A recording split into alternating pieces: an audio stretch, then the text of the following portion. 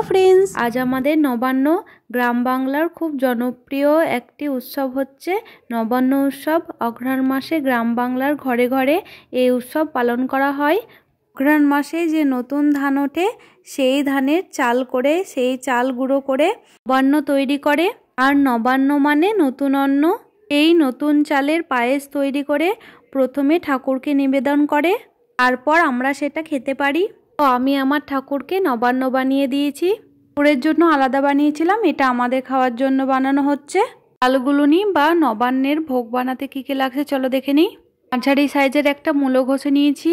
একটা বাটির মধ্যে চাঁচি আছে, ওটাকেও কিন্তু ঘষে নেওয়া হয়েছে।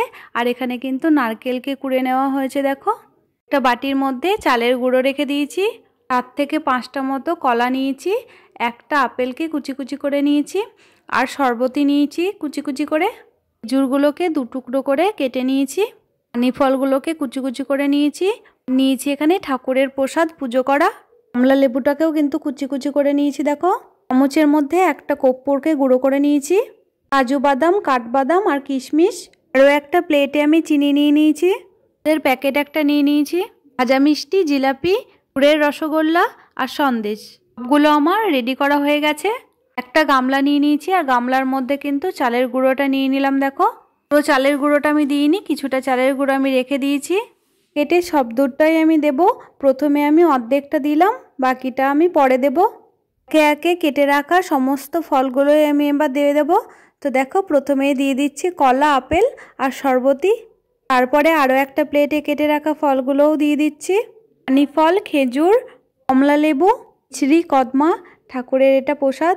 ঠাকুরের প্রসাদে ফলও ছিল কাজু বাদাম, কিশমিশ, কাঠবাদাম। এটা কিন্তু আমি পরে দেব। পরিমাণ মতো কিন্তু এখানে চিনি দিয়ে দিচ্ছি। দেখো, অনেকে সামান্য পরিমাণে খেজুরের গুড় ব্যবহার করে, আমি কিন্তু পুরোটাই চিনি দিয়েছি। খুব ভালোভাবে কিন্তু একটা কর্পূরকে গুঁড়ো করে রেখেছিলাম, সেই কর্পূরটাও আমি দিয়ে দিচ্ছি। এটা দিলে কিন্তু খেতে আরও বেশি ভালো লাগবে। তারপরে দিয়ে দিচ্ছি এখানে চাঁচি। চাঁচিটা কিন্তু দোকান থেকে কিনে আনা, তোমরা চাইলে কিন্তু এটা বাড়িতেও বানিয়ে দিতে পারো। ছোট নারকেলের অর্ধেকটা কুড়ে দিয়েছি। নারকেল কুড়ে দিলে কিন্তু খেতে বেশি ভালো লাগবে। তোমরা চাইলে কিন্তু গোটা গোটাও কুচি কুচি করে দিতে পারো। ঘষে রাখা আদাটাও কিন্তু দিয়ে দিয়েছি আর ঘষে রাখা মূলোটাও আমি দিয়ে দিলাম। দেখো, সবগুলো উপকরণ খুব ভালোভাবে আমার দেওয়া হয়ে গেছে। হাতের সাহায্যে চটকে চটকে আমি এটাকে মেখে নেব। কলাগুলোকে দেখো খুব ভালোভাবে প্রথমে মেখে নিচ্ছি, দিয়ে সবগুলো একসঙ্গে আমি ভালোভাবে মেখে নেব। এটা যত ভালোভাবে মাখতে পারবে তত কিন্তু খেতে বেশি ভালো লাগবে। এখানে কিন্তু আরও একটা জিনিস দিলাম, সেটা হচ্ছে আখের টুকরো। বাকি দুধটাও কিন্তু এর মধ্যে দিয়ে দিচ্ছি। দেখো, যে আখগুলো দিলাম এর মধ্যে, সেই আখগুলো কিন্তু বাড়ির গাছেরই ছাদে লাগানো হয়েছে একটা টবের মধ্যে। আখগুলো কিন্তু অনেক বড় বড় হয়ে গেছে। খুব ভালোভাবে কিন্তু গুলুনিটা আমার মেখে নেওয়া হয়েছে। পাতলা করে নিই, এরকম ঘন করে রাখলে কিন্তু খেতে বেশি ভালো লাগবে। বিয়ের আগে কিন্তু এগুলো আমি বানাতেই পারতাম না, বিয়ের পর কিন্তু এগুলো বানাতে শিখে গেছি।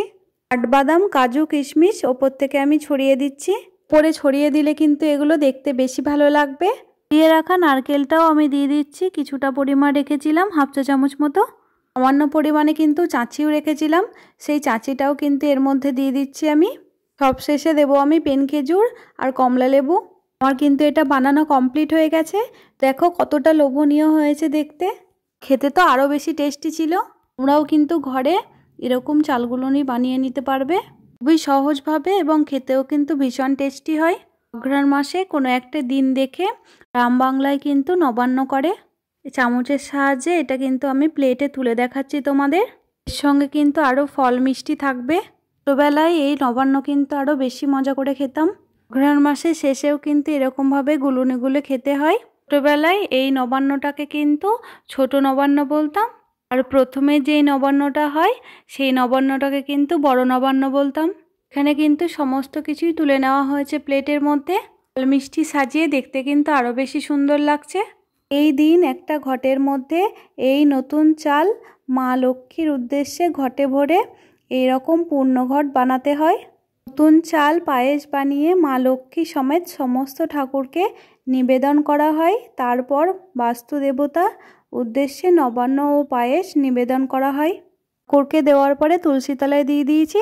তারপরে কিন্তু প্রত্যেকটা ঘরের দরজার পাশে দিয়েছি, এখানেও কিন্তু দিতে হয়।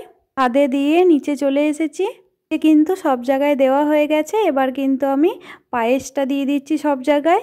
নবান্নর দিন দুপুরবেলায় কী রান্না করেছিলাম সেটা তোমাদের সঙ্গে শেয়ার করছি চলো। প্রথমেই ধোয়া ওঠা ঝরঝরে সাদা ভাতটা কিন্তু একটু তোমাদের তুলে দেখাচ্ছি কতটা ঝরঝরে হয়েছে সেটা দেখানোর জন্য। অনেকে এখানে কিন্তু পালং শাক রান্না করে, আমি কিন্তু মূলোর শাক রান্না করেছি। আর ছিল 7 রকমের ভাজা। প্রথমেই দেখো মোটা মোটা করে আলু ভেজে নিয়েছিলাম, মাছ ভাজা আর পটল ভেজে নিয়েছিলাম। ভাজাগুলোর মধ্যে কিন্তু একটু পোস্ত ছেটানো আছে, পোস্ত ছেটালে কিন্তু ভাজাগুলো দেখতে বেশি ভালো লাগে। শিম ভাজা, বেগুন ভাজা, কাঁচা কলা ভাজা আর বড়া ভাজা। বানানো হয়েছে মুগের ডাল। মুগের ডালটাও তোমাদের হাতা দিয়ে তুলে দেখাচ্ছি। আরও একটা তরকারি ছিল ফুলকপি আলু মাছ দিয়ে। একটা চামচ নিয়ে মাছটা আর ফুলকপিটা তোমাদের তুলে দেখাচ্ছি। দেখো প্রথমে মাছটা তুলে দেখাচ্ছি, তারপরে ফুলকপি আর আলুটা তুলে দেখাচ্ছি। দেখো কপি আর আলুগুলো কিন্তু খুব সুন্দরভাবে সেদ্ধ হয়েছিল, ভেঙেও যায়নি এবং সেদ্ধ হয়েছিল ভালো। মাছের মাথা ফিচে দিয়ে আর একটা দুটো পিস দিয়ে কিন্তু তেঁতুল মাছ বানানো হয়েছে। বেগুন আলু বড়ি আমরা কচু সব রকম দিয়ে টক করা হয়েছে। আরও একটা জিনিস বানানো হয়েছে সেটা হচ্ছে পায়েস। আজকের এই ভিডিও যদি তোমাদের ভালো লেগে থাকে তাহলে লাইক করে দিও, যারা নতুন বন্ধু আছো তারা সাবস্ক্রাইব করে দিও, পাশে থাকা বেলটি অন করে দিও, শেয়ার করতে ভুলো না জানো। টাটা বন্ধুরা।